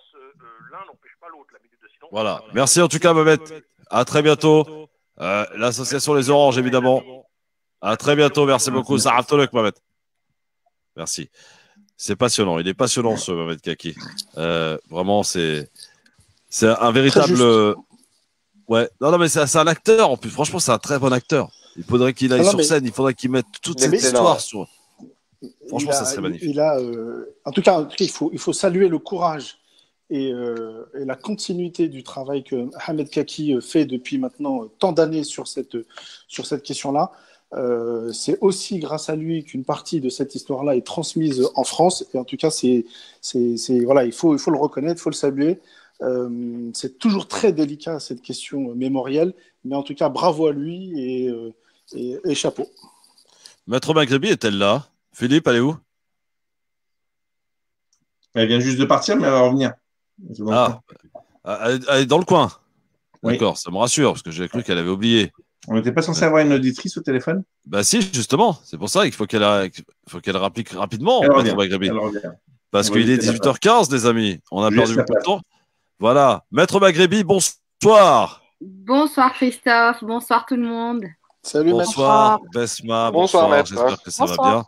Razik, Sabrina, Farid sont là avec toi ce soir. Pardon pour le retard encore une fois, mais on parlait d'un gros sujet très très lourd que sont qu'est le 8 mai 45 en Algérie, avec ce massacre, bien entendu. Besma, on va aller très vite parce qu'on a une auditrice qui souhaite te poser une question, qui vit dans une situation dramatique. Et je ne sais pas si elle est au téléphone. Nabil, qui devait être en charge de l'appeler. Bonsoir. Oui, bonsoir. Bonsoir, madame. Quel est votre prénom? Mon prénom, c'est Badra. Badra. Alors, Badra, je vous laisse avec Maître Maghrebi pour votre question. Parlez bien fort, Badra, pour qu'on puisse bien vous entendre, s'il vous plaît. Vous m'entendez mieux comme ça? Allez-y. Oui, bonsoir. Vous l'entendez, Maître? Je l'entends de très loin. Mais... Ouais, c'est ça qui est relou, le téléphone, ça passe assez. Parlez bien fort, Badra, c'est important, s'il vous plaît. Nabil, monte un tout petit peu le son et c'est bon, on va y arriver. Vous m'entendez là, beaucoup mieux? Oui, c'est bon, voilà. Parfait. On vous écoute, Badra, pour votre question, racontez-nous ce que vous vivez. Alors, je m'appelle Badra, je suis maman de 2 petits garçons, donc j'ai perdu mon appartement en 2018, septembre 2018, suite à un écroulement de plafond. Donc je me suis retrouvée, avant d'être prise en charge par le 115, je me suis trouvée 2 mois dans une voiture avec 2 petits garçons âgés de 8 et 7 ans à l'époque. Et donc on m'a placée 2 mois après dans un hôtel social à Saint-Denis, au Stade de France. Donc actuellement je vis avec des souris, des cafards. Vraiment, excusez-moi, j'en tremble parce que c'est un cauchemar pour moi d'être confinée dans des telles circonstances, avec 2 petits bouts de chou justement qui vivent la situation avec moi, et c'est vraiment traumatisant pour mes enfants et moi. Ouais. Alors, maître, qui sont les coupables dans cette histoire, de cette situation dramatique? Qui sont les coupables du fait qu'elle soit dans un logement social? Ou j'ai pas compris là. Non, mais c'est pas un logement social là, c'est elle m'a dit qu'elle était dans un hôtel. Dans un hôtel Badra, dans un hôtel social, vous vivez avec les souris, avec les. Dites-nous vos conditions. C'est une chambre de 12 mètres carrés. Une chambre de 12 mètres carrés, voilà. 2 enfants. Avec des souris, des cafards. Vous avez été placé là-bas par qui? Avec l'aide de qui? C'est l'aide d'une association? Non, le 115. Avec l'aide du 115. Et vous avez pris des photos, vous avez dénoncé ce que vous vivez? Oui, bien sûr. Tout est sur mon Facebook. Je fais aussi très souvent des directs et des photos tout le temps, justement parce que je suis vraiment livrée à moi-même. Je suis en détresse totale. Et donc mon seul recours aujourd'hui, ce sont les réseaux sociaux, pour pouvoir en fait me faire entendre tout simplement. Mais juridiquement, qu'est-ce qu'elle peut faire, cette dame, n'est-ce pas? Là, juridiquement, c'est assez compliqué, parce que c'est un hôtel social, donc. Oui, mais d'accord, mais hôtel social ne veut pas dire quand même qu'on accueille les gens dans des conditions pitoyables. En ce qui concerne le fait que ce soit un logement insalubre, il faut qu'elle le dénonce. Il faut le dénoncer, donc il faut qu'elle le dénonce auprès du 115, il faut qu'elle le dénonce auprès de la mairie, il faut qu'elle saisisse toutes les autorités qui sont censées normalement intervenir. Qu'est-ce qu'ils vous disent? Le 115. Il faut qu'elle saisisse le service communal d'hygiène et de la santé qui puisse venir faire une enquête et constater. Elle peut saisir aussi l'agence régionale de santé qui doit intervenir pour visiter l'hôtel et vérifier dans quelles conditions de salubrité ça se trouve. Il faut qu'elle saisisse les autorités. Est-ce qu'elle a saisi le service communal d'hygiène et de la santé? Badra. Bien sûr, déjà, Et qu'est-ce qui s'est passé? 2 ans avant, entre les recommandés, je me déplace quasiment tous les jours à la mairie en disant faudra m'appeler, il faudra faire venir le service d'hygiène parce que je suis en danger, moi, mes enfants. Mon appartement risque de s'écrouler. En fait, ils sont pas déplacés. Il faut vraiment une catastrophe, en gros, pour qu'on puisse se déplacer. Et en fait, effectivement, une fois que mon appartement s'est écroulé, ils se sont déplacés. Non mais là, on parle de votre chambre, madame. Badra, de la chambre dans laquelle vous vivez. Il faut saisir les services d'hygiène. Justement, j'ai envoyé des emails actuellement avec le confinement et tout ce qui se passe, donc c'est un petit peu compliqué. Donc, ils m'ont donné un numéro d'urgence pour que je puisse les appeler. Donc, je les appelle, ils sont totalement injoignables. Et j'ai appelé le responsable de l'hôtel. Donc, j'ai expliqué que, voilà, ma chambre, elles sont de telles conditions. Donc, ils sont venus, ils ont mis un produit chimique dans laquelle ils m'ont dit de laisser pratiquement 72 heures. Donc, je suis restée avec mes enfants. Et avant-hier soir, mon fils, en dormant, il a avalé un cafard. Oh. Et donc, je reste dans une chambre de 12 mètres carrés avec des produits chimiques partout. Pareil, j'ai les photos sur les réseaux sociaux. Donc, avec un enfant qui sort à peine d'une tuberculose, et ça fait à peu près 6 mois, l'autre qui est asthmatique, je sais plus quoi faire. Non, mais Maître Maghrebi, là, franchement, ce qu'on entend, c'est absolument scandaleux. Hein. C'est scandaleux. Bah, il faut que le préfet prenne un arrêté d'insalubrité. Mais c'est sûr que c'est scandaleux. Là, je suis entièrement d'accord. Mais au niveau de la procédure et des textes, il faut, voilà. Si elle a fait les signalements, après. Est-ce que vous avez bien fait tous les signalements, Badra? Vous avez bien fait tous les signalements auprès de tous les services? Oui. Et le responsable de l'hôtel m'a tout simplement dit, je lui ai dit, écoute, je vais appeler le 115 ce qui s'ensuit. Donc le 115, ils ont pris mon appel hier, donc ils ont pris toute ma conversation en compte. Ils m'ont dit qu'ils allaient me rappeler assez rapidement et m'envoyer des personnes pour vérifier tout ça. Mais sauf qu'en attendant, moi, je fais comment? Parce que je sais pas, c'est pas possible, c'est plus possible en fait, parce les cafards ils sont avec nous, les souris sont avec nous. Enfin, c'est insupportable comme situation. Ouais. Bon, alors, il faut. Baisse pas, juste un dernier petit conseil, parce que malheureusement, c'est terminé. Pour Badra, vraiment, qu'est-ce qu'il faut qu'elle fasse là maintenant? À part après avoir saisi tout ça, qu'est-ce qu'il faut? Il faut s'appuyer les services d'un avocat, il faut faire quoi? Je pourrais même pas te dire qu'en prenant les services d'un avocat, ça pourra servir à quelque chose, parce que là, il faut qu'elle soit relogée par le 115. Là, il faut qu'elle soit relogée par le 115. Il faut qu'il y ait un arrêté. Qu'elle les harcèle, en fait. Mais est-ce qu'il y a une demande de logement qui a été faite, en fait La dame, elle a une demande de logement? Oui, ça fait 7 ans. 7 ans qu'elle attend ma demande de logement. Vous êtes sur quelle ville, madame Badra? Je suis à Saint-Denis. Saint-Denis. Est-ce que vous avez fait un dossier du DALO? Oui, toujours pas de retour. Ouais. Non, mais après, là, il faut aussi comprendre que depuis 2 mois, tout est à l'arrêt. Bon, Badra, on va vous saluer parce que on doit rendre l'antenne, mais continuez à nous suivre sur Facebook si vous voulez bien. Merci beaucoup, Badra, bon courage. En tout cas, et voilà, on a essayé de vous aider tant bien que mal. On salue tous les auditeurs, on leur donne rendez-vous lundi, je leur donne rendez-vous tout à l'heure à 19h pour parler islam avec Mohamed Pajrafid tout à l'heure. On reste un petit peu en live quand même parce que cette situation mérite qu'on en parle un tout petit peu. À tout de suite, les amis. Salut et à lundi pour le LGF. Le Grand Forum avec Christophe Fro sur France Maghreb 2.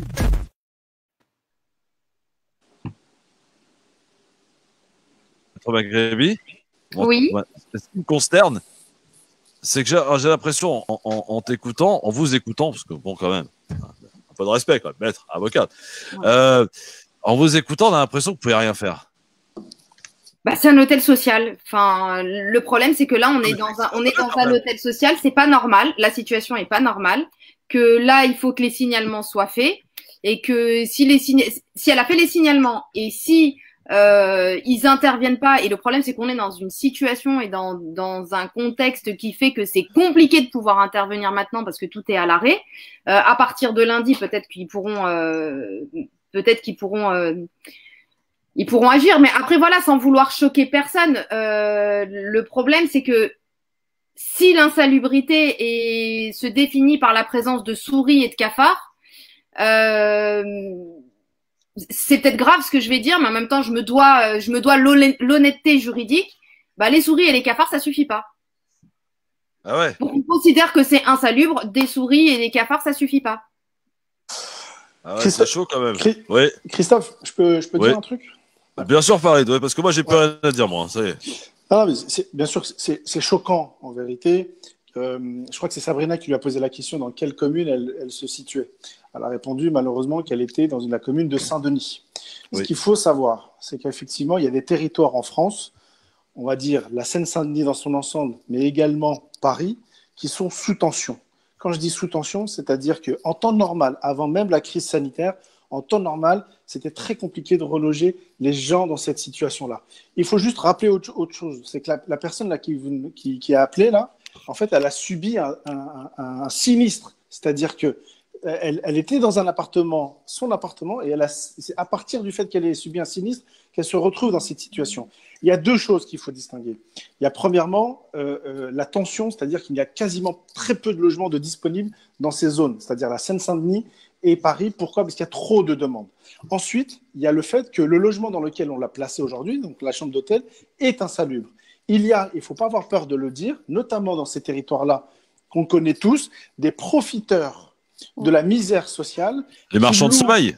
Exactement, qui louent ce type de biens parce qu'eux se font payer par l'administration, ils se font payer par les fonds publics très cher pour pouvoir donner ce genre de choses. Et je rajouterais juste une chose, Christophe. La crise, alors du coup, je vais revenir à la crise sanitaire.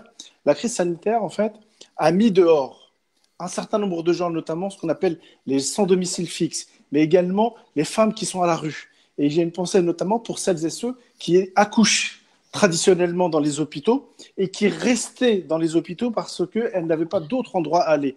À cause de la crise, ces gens-là ne sont quasiment pas pris en charge. Et lorsque la personne qui, à la base, se retrouve à la rue et qui accouche en ce moment dans un hôpital, elle est quasiment à la seconde ou au moment où elle est accouchée, quasiment mise dehors. Il ne faut pas oublier tous ces gens-là. Mais effectivement, c'est très, très, très difficile. Juridiquement, je suis incapable de le dire, ce qui est possible, ce qui n'est pas possible. Ce qui est certain, c'est qu'il y a des communes, il y a des territoires qui sont un peu moins sous tension. C'est peut-être la seule chose, le seul indicateur que je peux donner. Je dis une bêtise, mais peut-être qu'en Seine-et-Marne, c'est un peu moins sous tension. Alors, vous allez me dire, mais quand la personne, elle n'a rien demandé parce qu'elle subit un sinistre et qu'elle habite dans le secteur, c'est malheureux. C'est très, très difficile. Et en tout cas, tout ce qu'on peut souhaiter, c'est qu'elle puisse s'en sortir le plus rapidement possible. Oui. Alors, juste pour la procédure, elle est simple. C'est-à-dire que quand on est dans un endroit ou dans un logement, généralement, c'est plutôt un logement qui est insalubre, il faut prévenir le maire, la commune. Il faut prévenir la commune et il faut le dénoncer auprès des services qui sont compétents pour mener des enquêtes. Parce que c'est qu'à la suite d'un rapport et d'une enquête qu'on peut mettre en place une action qui fera qu'elle pourra être relogée ou non. Parce que à la suite de l'enquête, si l'insalubrité est constatée, dans ce cas-là, le préfet, lui, est dans l'obligation de prendre un arrêté d'insalubrité. Soit il va demander qu'il y a des travaux qui soient faits, soit ça va être définitivement fermé. Et à la suite de cet arrêté, c'est là où il y a une obligation de relogement qui est faite. Il y a ils seront obligés, enfin soit la personne, son bailleur, soit l'endroit où elle était logée, doivent trouver une solution alternative et faire en sorte qu'elle puisse retrouver un logement ou un hébergement. Alors généralement, quand c'est un logement quand on est dans un logement, quand on n'est pas dans un hôtel social, mais qu'on est dans un logement, c'est le syndic qui s'occupe de proposer les relogements et de faire en sorte que la personne puisse trouver un logement décent, en tout cas un endroit décent où elle puisse vivre, de préférence dans le secteur où elle se trouve, surtout quand il y a des enfants, pour faire en sorte de garder la proximité géographique qu'elle avait. Mais là, quand on est dans un hôtel social, à part le dénoncer, il n'y a pas vraiment grand-chose à faire. Il faut qu'elle le dénonce, il faut qu'il y ait une enquête qui soit faite, et il faut surtout qu'elle elle l'a déjà fait, elle nous l'a dit, qu'elle a appelé le 115 à répétition. Il faut que le 115, qui l'a placée dans cet endroit-là, fasse son travail et fasse en sorte de la mettre ailleurs, de la placer ailleurs. Mais le problème, c'est qu'il y a tellement pas de place et ils sont tellement débordés que ils peuvent pas faire grand-chose. Ils sont là, le 115, ils sont sous l'eau. Il y a tellement de monde à reloger, et puis comme a dit Farid, dans Seine-Saint-Denis, c'est catastrophique. C'est catastrophique. Donc oui, c'est une situation qui est scandaleuse, c'est choquant, c'est Non, mais on est impuissant en fait, si je comprends bien. On peut même dire que c'est inadmissible parce que les personnes qui sont dans les hôtels sociaux, c'est des personnes qui sont en situation de fragilité, c'est des personnes qui sont en détresse et on les fragilise encore plus en les mettant dans des structures comme celle-là. Mais le problème, c'est que voilà, au niveau de la procédure, il y a pas, en tout cas, elle n'a pas les mêmes armes que si elle était dans un que si elle était dans un logement. Parce que dans le logement, voilà, une fois qu'on a l'arrêté d'insalubrité, on peut mettre pression sur le propriétaire, mettre pression sur le syndic, mettre pression pour qu'elle puisse être relogée. Maître, juste une dernière chose. Elle nous a dit que c'était un sinistre. Donc, quand il y a un sinistre, il y a forcément une question d'assurance qui rentre en jeu, de mémoire, si je ne dis pas de bêtises. Et donc, du coup, parce que ça me fait penser à un ami qui a subi la même chose, et son assureur, alors après, tout le monde n'a pas peut-être les mêmes contrats d'assurance, mais en fait, l'assureur est peut-être tenu de la reloger dignement, peut-être. Alors, l'assureur, il prend en charge quelques jours, pas tout. Hein. Quelques jours ou quelques semaines d'hôtel. Et là, comme on était à 2018, 2020, c'est sûr que l'assurance n'intervient plus. Oui, forcément. Bon, c'est concernant les amis, on va suivre ce dossier de près. Bon, Philippe, Badra, voilà, on lui souhaite bon courage en tous les cas. Oui, vraiment bon courage parce que c'est pas facile. Hein. On peut peut-être mettre sur Facebook, Philippe. C'est fait, Christophe. Ben oui, je sais. Non, mais je suis obligé quand même de rappeler pour que je serve à quelque chose dans cette émission, quand même. Évidemment. Bon, évidemment. Maître, voilà, on avait au moins une seule question à vous poser, c'était celle-ci. Ce problème à vous exposer, c'était celui-là. J'avais des vidéos à vous faire voir, mais on les verra pas. Nolo qui vient à la rescousse de Zemmour après son agression, enfin si on peut parler d'une agression verbale quoi.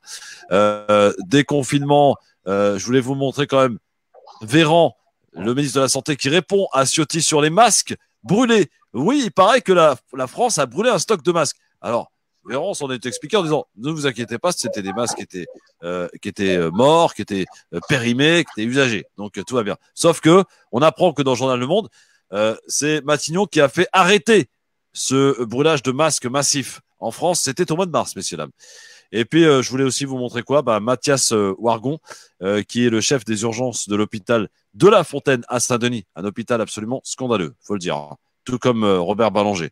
Eh bien, lui a dit, si il y a une deuxième vague chez Bourdin, on est prêt. Voilà. Bon, alors, pour terminer, comme chaque soir, ma phrase préférée, ma question préférée du jour. Que va-t-on manger chez Sabrina Sebaï ce soir? Pour ce 15e jour de Ramadan, on est à la moitié, les amis. Eh bien, écoute, ça sera. J'ai été inspirée par Gamal la dernière fois, donc ça sera couscous. Ah, pas mal. Quel couscous? Lequel? Comment il m'énerve tout cela? Ah couscous sétifien, figure-toi. Ah, en ce 8 mai 45, ça a du sens. Mes parents ça a du sens, Sabrina. Voilà. Et qu'est-ce qu'il y a dans le couscous sétifien de si particulier? Tu retrouves, je pense, un peu la même chose que partout. Tu as des navets, tu as plein de légumes, quoi, du pois chiche, un couscous algérien, je pense. Consistant, donc. Voilà. Que va-t-on manger du côté de chez Farid Tabsamani? Alors, si je dis pas de bêtises, mon épouse me dit qu'on va manger de la paella. Ah, pas mal. Ah. Pas mal. Paella. Vendredi, c'est paella. Exactement. Ça, c'est pas mal, mon Farid. C'est original. Bravo, madame.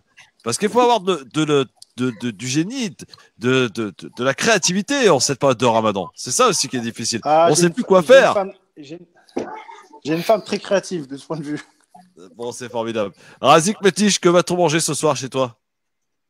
Moi, ça va être pas paella, mais je vais m'occuper des restes. Là, aujourd'hui, ça va être journée reste. Il me reste du feu, il me reste des frites, un peu de viande.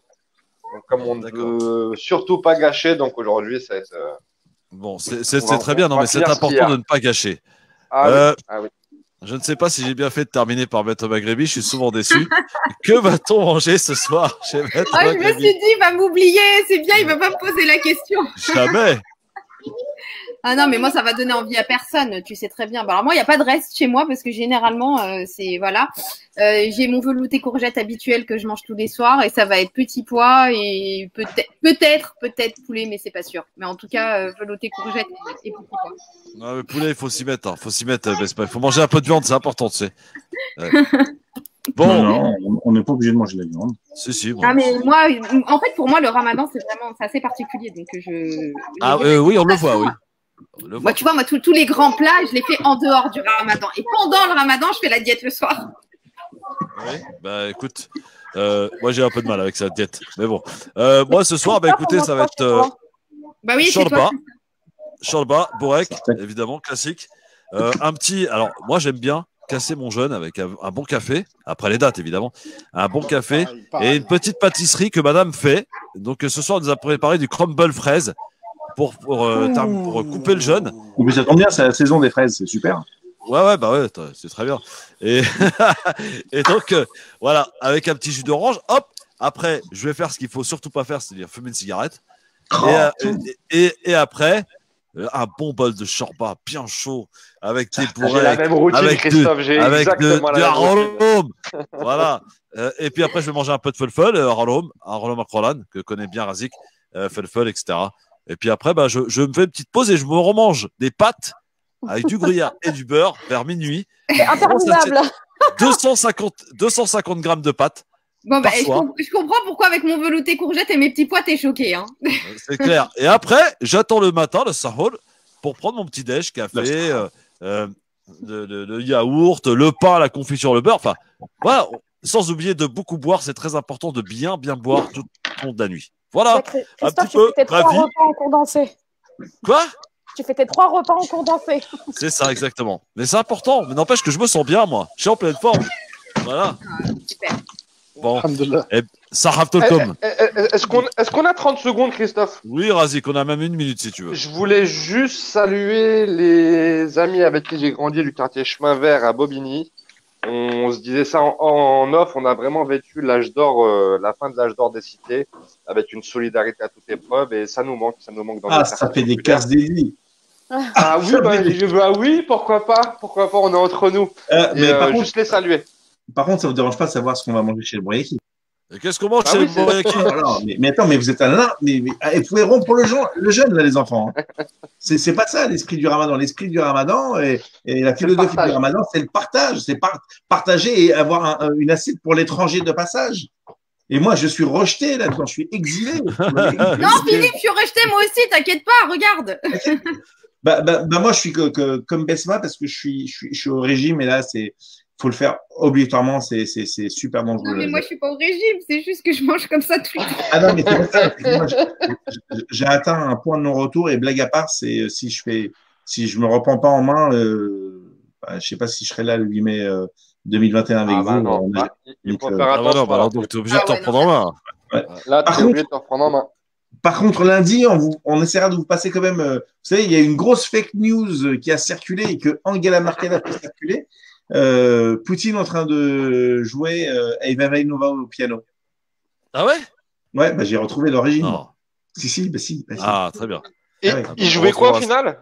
Il jouait un truc qui n'a rien à voir. Cette vidéo, elle date de 2017. Il était en Chine en visite officielle. Parce que, attendez, non mais les copains, franchement, vous imaginez Poutine en train de jouer et plein de gens en train de parler normal comme s'il n'existait pas là. Ils seraient tous morts alors qu'il est, ce genre-là. Ah oui, c'est ça. Pourquoi Poutine joue? Vas-y, continue. C'est quoi? Tu fais quoi ce soir? Tu manges quoi? Christophe, tu manges quoi? Poum.